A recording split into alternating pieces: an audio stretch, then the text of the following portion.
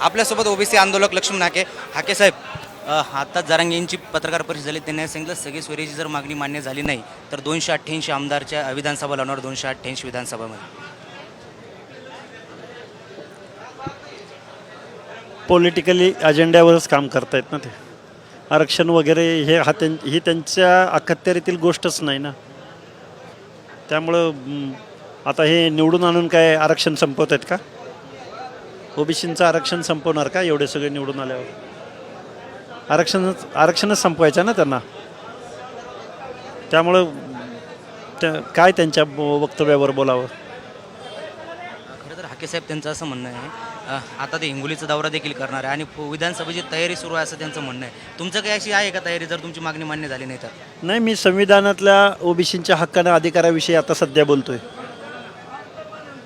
शासन जर हे हक्क आणि अधिकार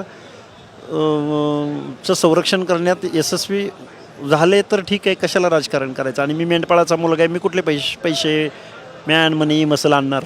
निवडणुका जिंकणारी सफाईदार जमात आहे या महाराष्ट्रात. त्यामुळं माझं निवडणुका म्हणण्यापेक्षा मी हक्क आणि संरक्षणासाठी मी लढतोय. त्यामुळे जरांगेंचा निवडणुकीचा पहिल्यापासूनच प्रोग्राम होता लोकसभेत, त्यांनी ते दाखवलं आहे ना, महाराष्ट्राला माहिती आहे.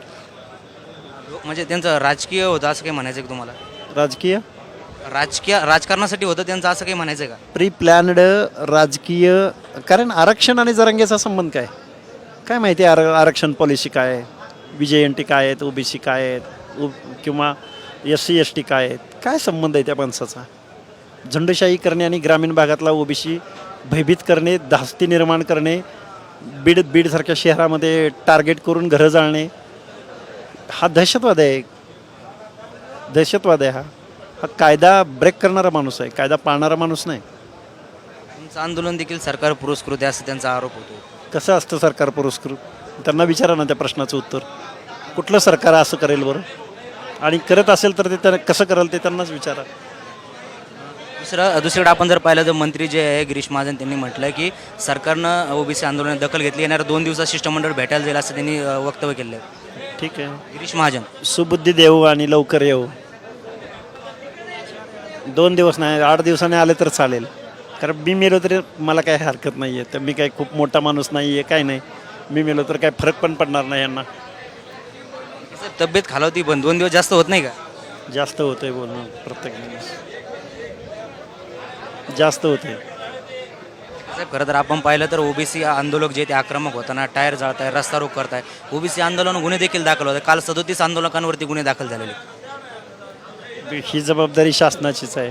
प्रशासन रिपोर्ट करत नाही का साहेबवरती? कलेक्टर SP काय करतायत? मग शासन ऐकत नाही का? आमच्या कलेक्टर जिल्हाधिकाऱ्यांनी SPनी वर काहीतरी रिपोर्टिंग केलं असेल ना. बरं, त्यांनी राहू द्या, तुम्ही तर करताय ना. बहिरे आहेत का? गुंगे आहे का सरकार? हे का कुठं गुवाहाटीला गेलं काय ते सरकार? बघा, आहे का? चेक करा.